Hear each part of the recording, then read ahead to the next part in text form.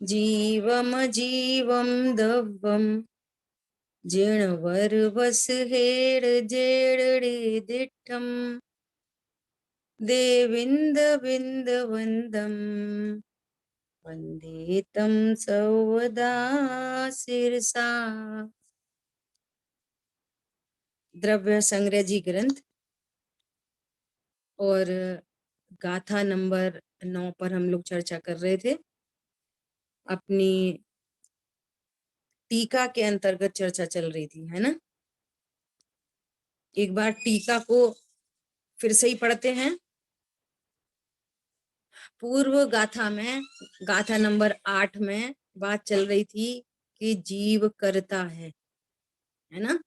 अब जिन जिन नयों में जिस जिस अपेक्षा से जीव को कर्ता कहा जाता है, उन्हीं उन्हीं अपेक्षाओं से यहाँ जीव को भोक्ता कहा जाता है।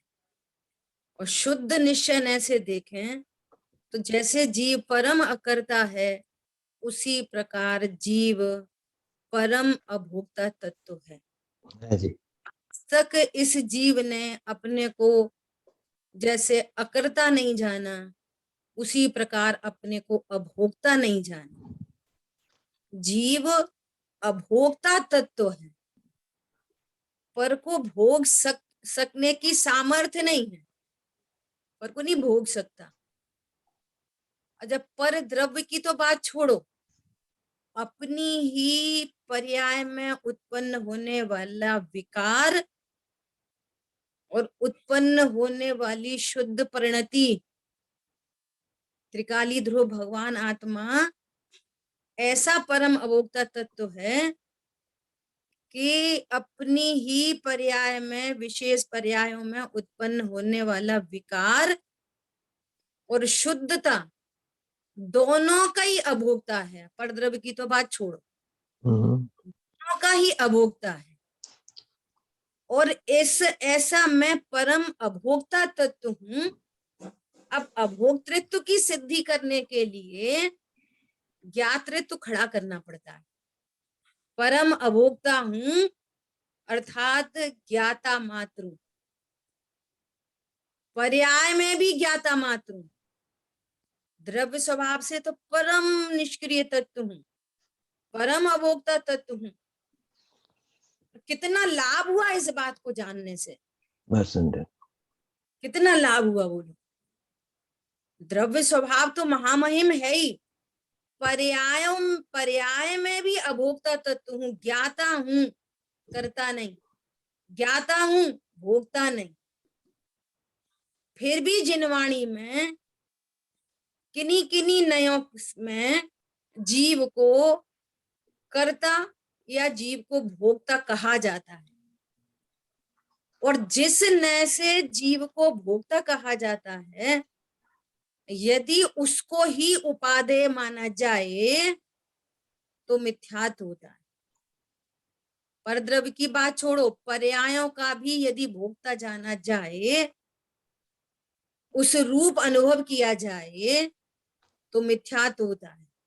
और उस अपेक्षा के कथन को स्वीकार करते हुए अपने अभोक्ता स्वरूप का जिसको विश्वास होता है, तो वो सम्यक्त को प्राप्त करता है। अपेक्षा की स्वीकृति है। हाँ, इस अपेक्षा से परद्रव्य का भी भोक्ता कहा जाता है, इस अपेक्षा से विकारी भाव का भी भोक्ता कहा जाता है, इस अपेक्षा से शुद्ध परिणामों का भोक्ता कहा जाता है। तो वो अपेक्षाएं स्वीकार है ना। और द्रव्य स्वभाव से तो मैं परम अभोक्ता, वहां पे मैं पना स्थापित हुआ। मैं पना कहाँ स्थापित हुआ? परम अभोक्ता तत्व में। और आज तक ऐसा जानता रहा, मैं इसको भोगता हूँ, इसको भोगता हूँ, ये अच्छा है, ये बुरा है।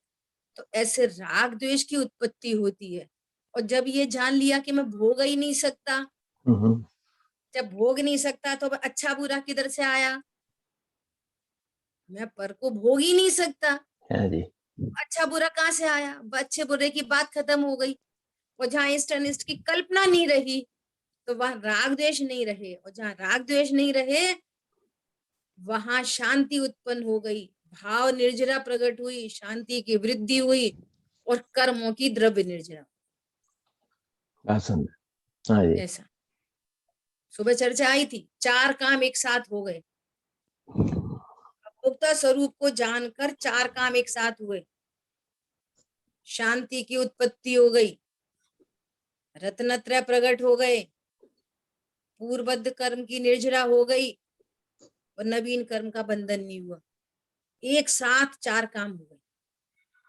दूसरी भाषा में बोलो, आश्रम बंध से निवृत्ति हुई, संवर निर्जरा प्रकट हुए, ये 4 काम एक साथ हो गए।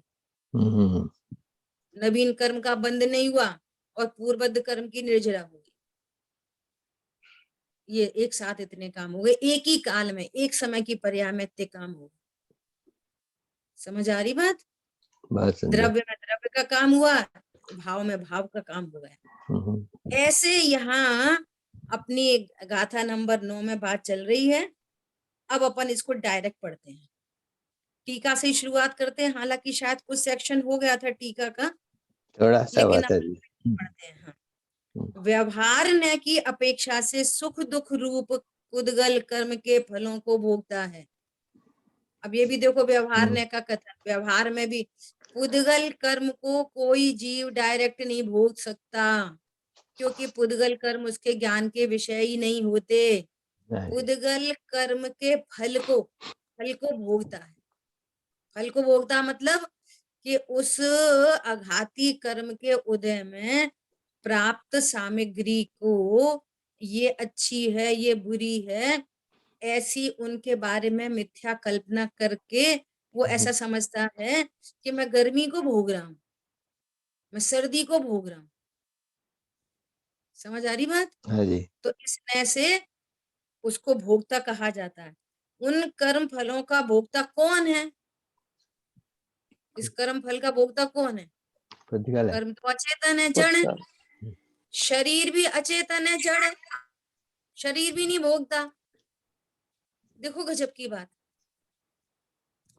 बहुत ठंड पड़ रही है, तो ठंड को शरीर भोगता है? बोलो, शरीर को कुछ प्रॉब्लम होती है ठंड से, गर्मी से? नहीं होती। अब ये ज्ञान ऐसा जान रहा है मुझे ठंड लग रही, हुआ क्या है, सर्दी गर्मी का ज्ञान हुआ है। अब उस ज्ञान का लक्ष्य करके सुखी दुखी हो रहा है, तो फिर क्या बोल रहे हैं कि ये कर्म के फलों को भोग रहा है। समझ आ रही बात? गाड़ी मिली, बंगला मिला, कर्म के फल में ये संयोग प्राप्त हो रहे हैं।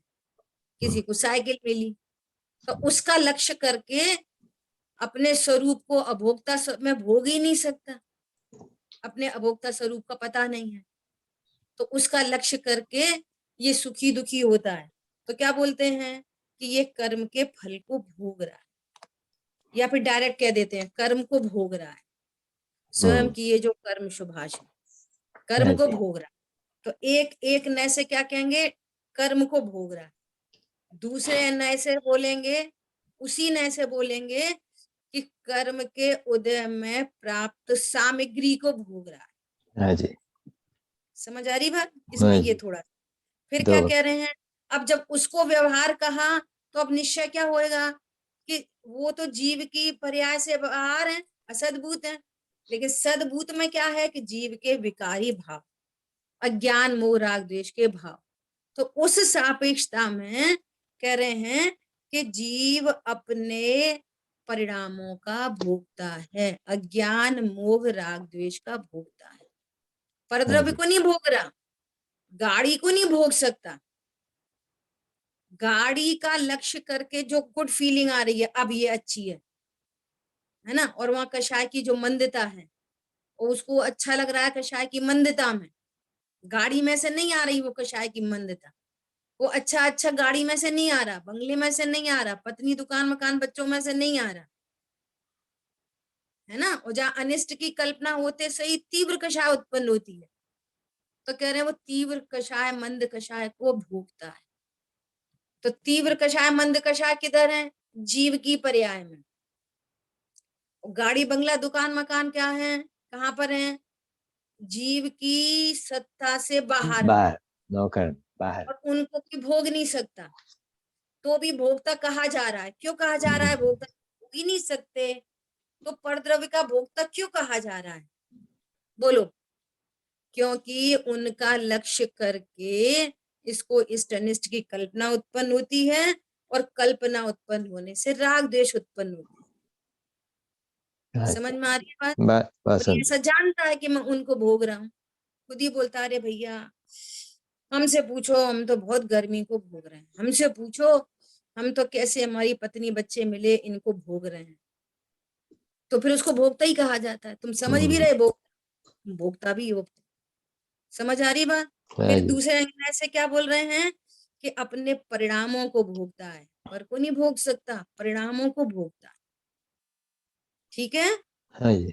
प्रगट रूप से किसके किसके चेतन भाव का? कि आत्मा के अपने चेतन भाव का। किसके भाव हैं भैया? तुम्हारे ही भाव है। ठीक है? वह इस प्रकार, अब उसको बता रहे हैं, वह इस प्रकार। किस प्रकार? बहुत इंपॉर्टेंट लाइन है, बहुत ही। ये ब्रह्मदेव सूरी जी की टीका है, गजब अजब गजब की, थोड़ी गरिष्ठ पड़ती है इसलिए लोगों को, है ना। ये इस टीका की, आचार्य ब्रह्मदेव सूरी जी की टीका की, ये इसका सौंदर्य है।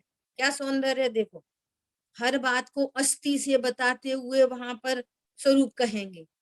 क्या कहेंगे? आत्मा ही निज शुद्धात्म संविति से उत्पन्न पारमार्थिक सुख सुधारस के भोजन को नहीं प्राप्त करता हुआ, इसको संयोगों का भोक्ता क्यों कह रहे हैं? इसको चेतन परिणामों का भोक्ता क्यों कह रहे हैं? अपने ही परिणामों का भोक्ता, क्योंकि इसने आज तक निज शुद्धात्म संवित्ति से उत्पन्न जो पारमार्थिक सुख है, इस सुख को जाना ही नहीं, पता ही नहीं क्या है। इस सुख की इसको प्राप्ति नहीं हुई, असली सुख पता ही नहीं। सुख होता क्या है ये पता नहीं, मैं कौन हूं ये पता नहीं, एकांत रूप से पर लक्ष्य, पर में सुख दुख की कल्पना है, और पर कोई हटाने मिटाने में लगे, और थोड़ा सा धर्म मार्ग में आ गए ना, तो वहां पर भी पर कोई हटाने मिटाने में लगे। एक निज शुद्धात्म संवित्ति से उत्पन्न पारमार्थिक सुख का ज्ञान, श्रद्धान, आचरण नहीं हुआ, इसलिए ये सारे झंझट खड़े हुए, है ना। उपचरित असद्भुत व्यवहार न से इष्ट अनिष्ट पंचेंद्रिय विषय जनित सुख दुख को भोगता है। अब देखो भाषा कैसी लिखी रहती है, मलेच्छ को मलेच्छ की भाषा बोलना पड़ती है। क्या बोलना पड़ती है? कि असद्भूत व्यवहार न से इष्ट अनिष्ट पंचेंद्रिय विषय जनित। क्या कोई पंचेंद्रिय विषय इष्ट अनिष्ट होते हैं? कल्पना नहीं होते। हाँ, नहीं होते। तो भी आचार्य भगवान इष्ट अनिष्ट पंचेंद्रिय विषय बोल रहे हैं। क्यों? कि वो ऐसा जान रहा है, इसलिए उसी की भाषा में कह रहे हैं। क्या कह रहे हैं? पंचेंद्रिय विषय इष्ट अनिष्ट होते हैं? होते ही नहीं। और ये मानता है, क्यों मानता है? कि निशुद्धात्मा का ज्ञान, श्रद्धा, आचरण है नहीं, असली सुख उसको प्रकट हुआ नहीं, है ना। तो विषय, पंचेंद्रिय विषय जनित, किसी को अच्छा जानता है, किसी को बुरा जानता है, तो उसको सुख दुख उत्पन्न होता है, और सुख दुख नहीं उत्पन्न होता। इस यहाँ पर भी बात समझना है। कम दुख अधिक दुख को भोगता है, दुख को ही भोगता है, सुख दुख को नहीं भोगता। समझना, बहुत इंपॉर्टेंट बात है। पंचेंद्रिय विषय जनित इष्ट अनिष्ट पंचेंद्रिय विषय जनित कम दुख ज्यादा दुख को भोगता है। क्लिक होना चाहिए वो भोग, जिसको हम सुख समझ रहे हैं ये कम दुख है, सुख है ही नहीं, सुख है नहीं, कम दुख है वो, है ना। उसी प्रकार अनुपचरित असद्भुत व्यवहार ने से अंतरंग में सुख दुख जनक द्रव्य कर्म रूप साता और असाता के उदय भोगता है। साता साता के उदय को भोगता है, और वही अशुद्ध निश्चय से हर्ष विषाद रूप सुख दुख को भोगता है। 3 बातें हो गई।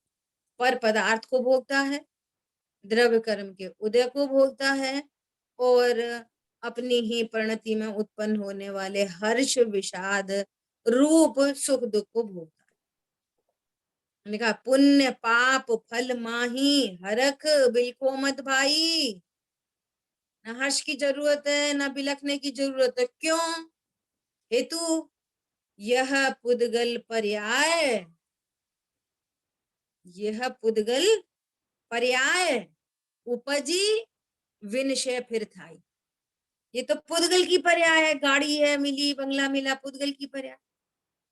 सर्दी गर्मी मिली, पुद्गल की पर्याय। मिली क्या? संयोग बना, है ना। रोग शोक मिला, पुद्गल की पर्याय।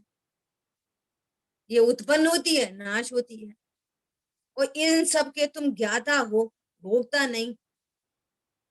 और जब ये स्वरूप को जानकर परिणति स्वभाव सन्मुख हुई और अपने अभोक्ता स्वरूप का लक्ष्य हुआ, तो परिणति में रत्नत्रय प्रकट होते हैं। तो वो रत्नत्रय जो प्रकट होते हैं, तो कहते हैं कि ये अपने सम्यक दर्शन ज्ञान चारित्र का भोगता है। समझ आ रही बात? और निश्चय से परम शुद्ध निश्चय से परम भोगता है।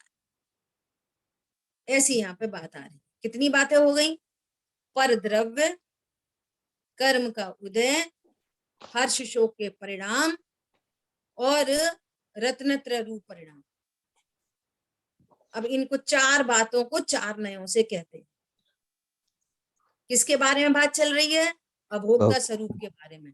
जब ये परम शुद्ध निश्चय नए स्टैंड है, तब ये व्यवहार खड़े हो रहे हैं। समझ में आ रही है? जब ये परम शुद्ध निश्चय है, जैसे अपन कह रहे हैं कि चीनी का डब्बा है ना, तो हम नए किस में लगा रहे हैं? कि डिब्बे पे। जब हम ये जानते हैं कि डिब्बा स्टील का है, ये परमार्थ का ज्ञान है, तभी हम कह सकते हैं कि ये डब्बा चीनी का है। तो ये हमारा व्यवहार नया हो जाएगा। चीनी भी होना चाहिए, अन्यथा मिथ्यात्व हो जाएगा। ऐसा ठीक है। तो परम शुद्ध निश्चय से तो मैं परम अभोक्ता तत्व हूँ। अब व्यवहार ने से क्या क्या कथन बन रहे हैं कि पर द्रव्य। तो ये कौन सा पर द्रव्य? उपचरित असदभूत व्यवहार ने से पंचेंद्री विषय जनित ये पर द्रव्य का भोक्ता। फिर कह रहे हैं अरे पर द्रव्य का नहीं, कर्म के उदय का भोक्ता है। फिर कह रहे हैं कर्म के उदय को नहीं भोगता, अपने हर्ष शोक के परिणाम को भोगता है। तो अज्ञान दशा में इनका भोक्ता बनता। और जहां स्वरूप जाना और रत्नत्रय प्रकट हुए, तब कह रहे हैं शुद्ध निश्चय से तो परमात्म स्वभाव के सम्यक श्रद्धान ज्ञान आचरण से उत्पन्न सदा जिसका एक लक्षण है, ऐसे सुखामृत, ये अमृत है, ये सुखामृत को भोगता है। तो भोगता है ना, सुखामृत को तो भोगता है ना। तो कह रहे हैं कौन भोगता है सुखामृत को? तो कहेंगे जीव भोगता है, आत्मा भोगता है। ये अभेद की भाषा है। और जब हम एग्जैक्टली एक एक 1 to 1 को देखते हैं, तो वास्तव में वो ज्ञान भोगता है, वस्तु तो परम भोगता है। जहां ज्ञान में विपरीत निर्णय से हर्ष शोक के परिणाम उत्पन्न होते हैं, तो कहते हैं ये ज्ञान भोगता है। और अभेद की भाषा में कहते हैं जीव भोगता है। और जब स्वरूप समझा, रत्नत्रय प्रकट हुए, तो वो ज्ञान भोगता है। वो ज्ञान में जानने में आ रही ना वीतरागता, और वीतरागता आनंद रूप है, तो वो ज्ञान में आनंद का भान होता है ना। तो क्या है? वो ज्ञान भोगता है वास्तव में।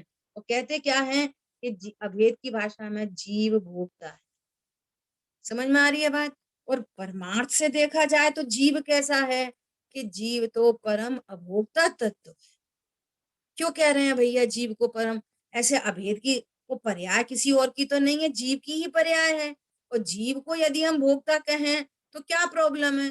कि ये प्रॉब्लम है कि इस त्रिकाली ध्रुव भगवान आत्मा जो शुद्ध सुरक्षित परम अकर्ता परम अभोक्ता तत्व है, इसके लक्ष्य होने से, इसकी दृष्टि होने से परिणति में रत्नत्रय प्रकट होते हैं। ये प्रयोजन भूत है, ये पर्पसली है ये वाली बात। तो और अन्य सब विवक्षाओं को गौड़ करके और परम अभोक्ता स्वरूप का लक्ष्य करने पर परिणति में रत्नत्रय प्रकट होते हैं। और वो रत्नत्रय प्रकट होते हैं, उन रत्नत्रय को भी, वीतरागता को भी ज्ञान जानता है, उस ज्ञान में आनंद प्रकट होता है और वस्तु परम अभोक्ता बनी रहती है। और अभेद भाषा में कहते हैं कि जीव भोक्ता। वो कौन सा नय है? तो कौन सा नय है? कि शुद्ध निश्चय नय से शुद्ध पर्यायों को भोगता है, अशुद्ध नय से अशुद्ध पर्यायों को भोगता है, व्यवहार नय से द्रव्य कर्म को भोगता है, और उपचरित असद्भुत व्यवहार नय से पर द्रव्यों को भोगता है। ठीक है। अब इन विवक्षाओं को भली प्रकार से जानकर अपने स्वरूप का लक्ष्य करना चाहिए। इनमें उपादेय कौन है? कि परम अभोक्ता स्वरूप ही उपादेय है, अर्थात यही मैं पना स्थापित करने योग्य है, इसी को मैं पने से स्वीकार करने योग्य है। ठीक है। देखो, यहाँ जिस स्वाभाविक सुखामृत के भोजन के अभाव से आत्मा इंद्रिय सुख भोगता हुआ संसार में परिभ्रमण करता है। क्या बोला? स्वाभाविक सुखामृत का उसको पता ही नहीं है, और स्वाभाविक सुख का पता नहीं होने से खरेखर इंद्रिय जनित विषयों का ज्ञाता है अकेला, परंतु वो अज्ञानता में ऐसा समझता है कि मैं पर को भोग रहा हूं। और फिर वहां पे अनेक अनेक इच्छाएं उत्पन्न होती हैं, अनेक अनेक वांछाएं खड़ी हो जाती हैं, उनमें ईश्वरनिष्ठ की कल्पना हो रही है, फिर वहां राग द्वेष की उत्पत्ति हो रही है, फिर नवीन कर्म का बंधन हो रहा है।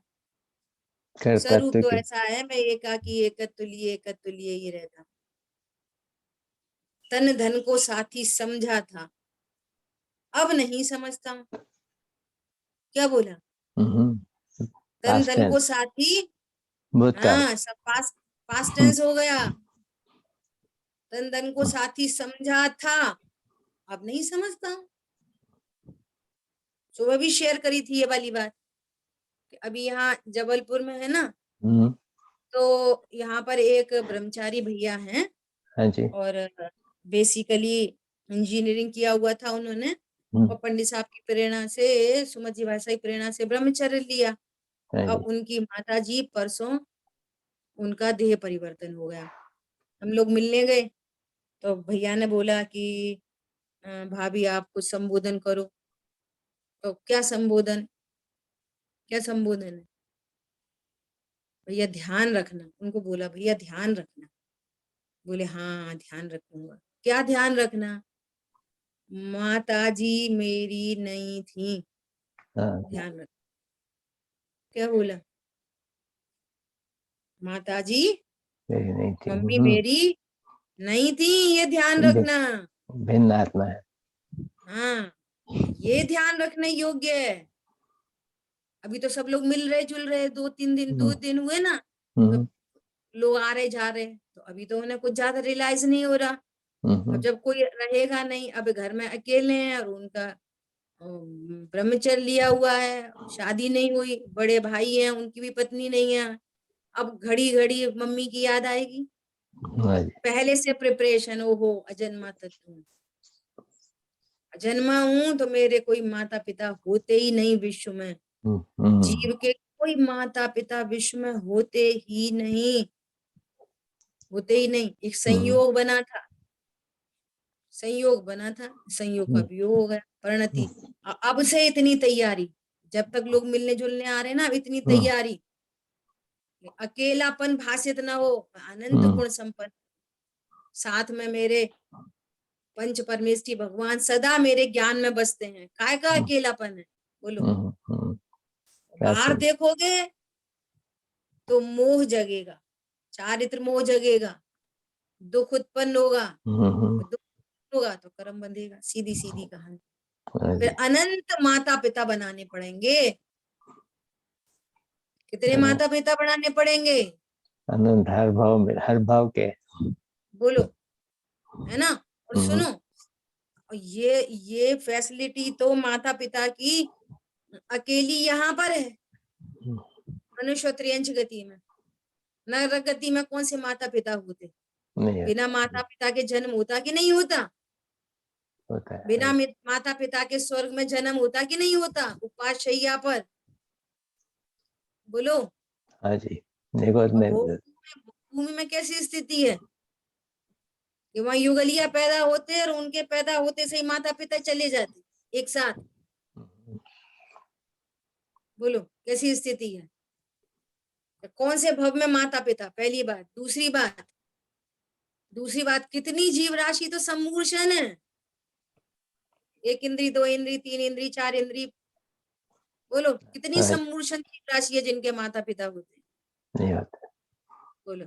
अब बात आई मनुष्य गति में, त्रियंच गति में, तो कितने माता पिता, कैसे माता पिता? बोलो, हाथी, घोड़ा, कुत्ता, बिल्ली, सूकर, सूकरी, तब कहीं ये मनुष्य गति के माता पिता मिलते हैं? हम्म, बोलो, कल्पना करो एक भूल से।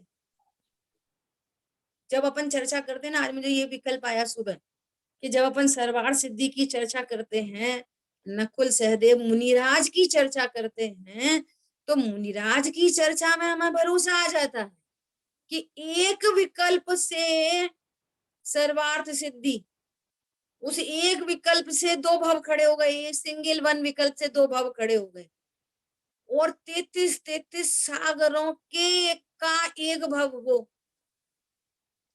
सर्वार्थ सिद्धि का। और डिमोशन, चतुर्थ गुणस्थान, कहा छठवां सातवां गुणस्थान। तो हम एक परिणाम के फल को स्वीकार कर लेते हैं दूसरों का। भावलिंगी संत के एक परिणाम से हमें स्वीकृति हो रही है दो भाव, सिंगल वन परिणाम से। और बोलो ऐसे अनेकों परिणाम से कितना बंधन, बात। अनेकों परिणाम से कितना बंधन। मेरा घर, मेरी दुकान, मेरा मकान, मेरा बंगला, मेरी पत्नी, मेरे बच्चे, अच्छे बुरे कम ज्यादा, ये खाना वो खाना, कम खाना ज्यादा खाना। बोलो एक एक परिणाम का कितना फल। समझ में आ रही है बात? अद्भुत बात है, विचारणीय बात है। भैया ध्यान रखो, ध्यान रखो। क्या ध्यान रखो? मैं अभोक्ता तत्व हूं। ध्यान रखो, मैं अकर्ता तत्व हूं। ध्यान रखो, शरीर से भिन्न हूं। ध्यान रखो, जग में जिसको निज कहता मैं, उन्हें सिर करता हूं, जानता हूं बस, अकर्ता भोक्ता तत्व। समझ आ रही बात? यहाँ जिस स्वाभाविक सुखामृत के भोजन के अभाव से आत्मा इंद्रिय सुख भोगता हुआ संसार में परिभ्रमण करता है, और वही अतीन्द्रिय सुख सुख स्वाभाविक सुखामृत सर प्रकार से उपादेय है, ऐसा अभिप्राय है ना। सांसारिक परिभ्रमण, सांसारिक सुख दुख को जब हे कहते हैं, तो अतीन्द्रिय सुख को उपादेय कहते हैं। क्या पवित्र है। समझ में आ रही है? और आश्रय करने योग्य उपादेय जब भगवान आत्मा को कहते हैं, तो वो स्वाभाविक सुख को भी हे कहते हैं। आश्रय करने योग्य उपादेय नहीं है, प्रकट करने योग्य उपादेय है, लेकिन मैं पना स्थापित करने योग्य नहीं। ठीक है? इस प्रकार कर्ता कर्म फल को नहीं भोगता है, इस बौद्ध मत का निषेध करने के लिए भोक्तृत्व के व्याख्यान रूप से सूत्र पूर्ण हुआ, है ना। वो क्या कह रहे हैं बौद्ध मती? कोई करता है, कोई फल को भोगता है। तो भैया उस कर्म का क्या मतलब है? तो यहाँ जैन शासन में सिद्ध करते हैं क्या सिद्ध करते हैं कि जो कर्म को करता है वही फल भोगता है। स्वयं किए जो कर्म शुभाशुभ फल निश्चय ही बेदेते, करें स्वयं फल दे अन्य को तो स्वयं किए निष्फल होते। बोलो ऐसा स्वीकृति है कि चोरी हम करें फल किसी और को मिले? हाँ ये तो बहुत अच्छी बात है। नहीं ये अच्छी बात है कि कोई और चोरी करे और फल हमको मिले? नहीं ये अच्छी बात नहीं है। कौन समझ में आ रहा है? ये प्राकृतिक न्याय कैसे बनेगा? तो यहाँ पर पूरी आगम युक्ति न्याय और प्राकृतिक से नेचुरल से प्रूव्ड यहाँ पर बातें हैं। ठीक है, अब देखो गुरुदेव श्री इस गाथा के अर्थ में क्या क्या समझाते हैं। अब यद्यपि यह आत्मा शुद्ध न से त्रिकाल विकार रहित परमानंद रूप एक लक्षण का धारक है और उसी का भोगने वाला है, तथापि देखो अभी ये परम शुद्ध निश्चय की बात नहीं है, ये शुद्ध निश्चय की बात है। कौन समझ में आ रहा है कि देखो कहा तो है शुद्ध निश्चय से भोगने वाला, कि इसको शुद्ध निश्चय क्यों कहा जा रहा है? कि ये जीव की शुद्ध पर्याय है। और इससे बिफोर, इससे पहले वाले को जब व्यवहार ने खड़ा करना है तो इसको निश्चय न कहेंगे। पहले बातचीत हो गई, पर द्रव्य को व्यवहार कहेंगे तो कर्म के उदय को निश्चय कहेंगे। कर्म के उदय को जब व्यवहार कहना है तो रागादि भावों को निश्चय कहेंगे कि निश्चय से अपने परिणामों का भोगता है। और विकार का को भी व्यवहार कह के अपने शुद्ध भावों को भोगता है ना। और इसका भी निषेध हो जाता है परम शुद्ध निश्चय से कि जी परम अभोक्ता है, और इसका निषेध करने वाला कोई पैदा नहीं हुआ। परम अभोक्ता तत्व का निषेध किसी नए के द्वारा नहीं होता। सो वही उपादेय है। समझ में आ रही है? इसका निषेध इससे होता है, इसका निषेध इससे होता है, इसका निषेध इससे होता है।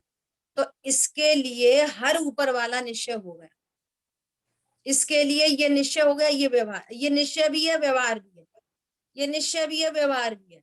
नीचे वाले के लिए व्यवहार, ऊपर वाले के लिए सॉरी ऊपर वाले के लिए निश्चय और उससे ऊपर वाले के लिए व्यवहार, नीचे वाले के लिए निश्चय। समझ में आ रही है बात? कुछ टिपिकल तो नहीं हो रही, पहले बहुत बार चर्चा हो गई है। ऐसा निश्चय व्यवहार का स्वरूप है। नीचे वाला जो है वो व्यवहार में जाएगा तो उससे ऊपर वाला निश्चय में आ जाएगा। ठीक है, ये बात। दीदी आप फिर से पर द्रव्य से लेके फिर से एक रिपीट करेंगे प्लीज? ये जीव अनादि काल से सोचता है मैं पर को भोग रहा हूँ, तो डायरेक्ट निषेध करते हैं कि पर को नहीं भोग नहीं सकता। तो मुझे तो अच्छा बुरा लगता है, मेरे को आइसक्रीम खा के बहुत मजा आया, तो कह रहे हैं तुझे आइसक्रीम से मजा नहीं आया, तुझे तेरे विकारी भावों का मजा आया। मंद कषाय रूप जो चारित्र गुण की विकारी पर्याय है उसका आनंद आया है, और ये आइसक्रीम में से नहीं आया। तो ये बहुत मिर्ची लगी, बहुत दुख हुआ, मिर्ची को नहीं भोगा, तीव्र कषाय रूप विकार को भोगा। तो इसको व्यवहार कहेंगे तो इसको निश्चय कहते हैं। समझ आ रही है बात? इससे पूर्व में कहेंगे कि द्रव्य कर्म को भोगता है, तो कहेंगे द्रव्य कर्म को नहीं भाव को भोगता है, तो भाव को नहीं शुद्ध भावों का भोगता है। और फिर क्या कहेंगे कि तुम परम अभोक्ता हो। इसको स्वीकार करो तो ये सब मिटके और ये प्रकट हो जाए। परम अभोक्ता स्वीकार करो, मैं पर द्रव्य का भोगता नहीं, द्रव्य कर्म का भोगता नहीं, किसी नए से कहा जाता है, भावों का भी भोगता नहीं और शुद्ध भावों का भी भोगता नहीं, मैं परम अभोक्ता तत्व हूँ।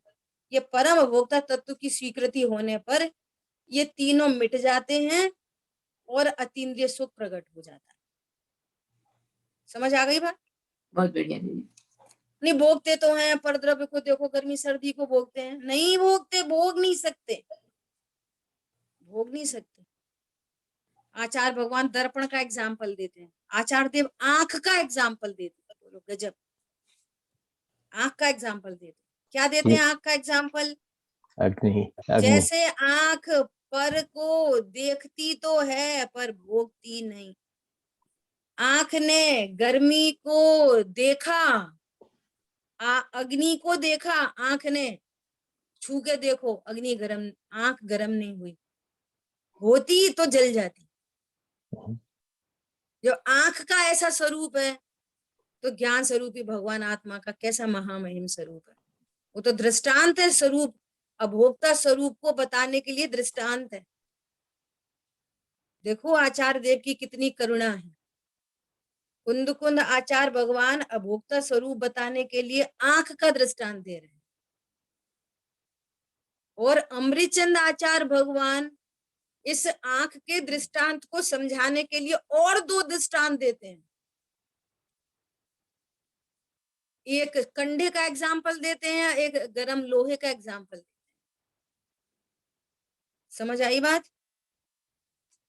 इतनी अद्भुत बात है, क्योंकि वस्तु कैसी है, वस्तु अनादि से अव्यक्त है, और वो अव्यक्त वस्तु के स्वरूप को व्यक्त चीजों से बताया जाता है। हाँ जी। ठीक है, ऐसा परमानंद लक्षण वाला आत्मा शरीर आदि तथा पुण्य पाप हर्ष शोक द्वारा जानने में नहीं आता। क्या बोल रहे हैं? ये परमानंद लक्षण वाला आत्मा शरीर से, पुण्य पाप से, हर्ष शोक से जानने में नहीं आता। अंतर द्रव्य स्वभाव की दृष्टि से देखो तो आत्मा परमानंद का भोक्ता है। स्वभाव दृष्टि से देखो तो मेरा ऐसा स्वभाव नहीं है कि मैं पर को भोगूं तो मुझे सुख हो। और जो विकार है ना, विकार वाला कम सुख ज्यादा सुख, सॉरी कम दुख ज्यादा दुख, वो भी चारित्र गुण की विकारी पर्याय है, वो पर में से उत्पन्न नहीं हुई। दो द्रव्यों के बीच में अत्यंता भाव की दीवार। सोचो, इतनी स्वाध्याय होने पर भी हम मुमुक्षु कहलाते हैं अपने आप को, और इस बात का कितना निर्णय है, कितना अभ्यास है, विचार करो। चटनी खा सकते कि नहीं खा सकते, चटनी को भोग सकते कि नहीं भोग सकते, सोना रुपया पैसा गाड़ी बंगला को भोग सकते कि नहीं भोग सकते, विचार करो। परिणाम उत्पन्न हो रहे हैं, वो सेकेंडरी मैटर है। आज मैं नई साड़ी खरीदूं, आज मैं नई बंगला खरीदूं, वो परिणाम की उत्पत्ति डिफरेंट मैटर है। पर स्वरूप जानो, क्या मैं पर को भोग सकता हूँ? क्या पर को भोगने से मुझे सुख होता है? पर के संयोग के काल में जो सुख है वो किधर से आया है? हम डायरेक्टली बोलते हैं एक द्रव्य का दूसरे द्रव्य में अत्यंत अभाव है। समझ में आ रही है बात? अद्भुत बात है हाँ ना ये, हाँ जी जी। अद्भुत है। ठीक है। अभी क्या बोल रहे हैं? देखो एक मिनट, मेरा पेज मिसप्लेस हुआ है, एक सेकंड। 83।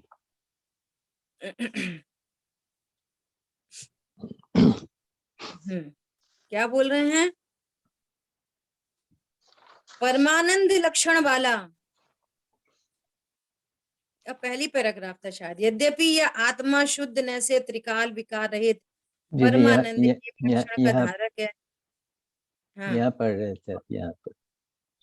चलो, अंदर। उसी का भोगने वाला है, तथापि त्रिकाली अनाकुल स्वभाव को भूलकर कृत्रिम हर्ष शोक रूप परिणमता हुआ, कृत्रिम परिणमता हुआ। देखो, ये मेरा स्वरूप नहीं है एग्जैक्टली। स्वरूप को नहीं जानने से हर्ष शोक रूप परिणमन कर रहा है।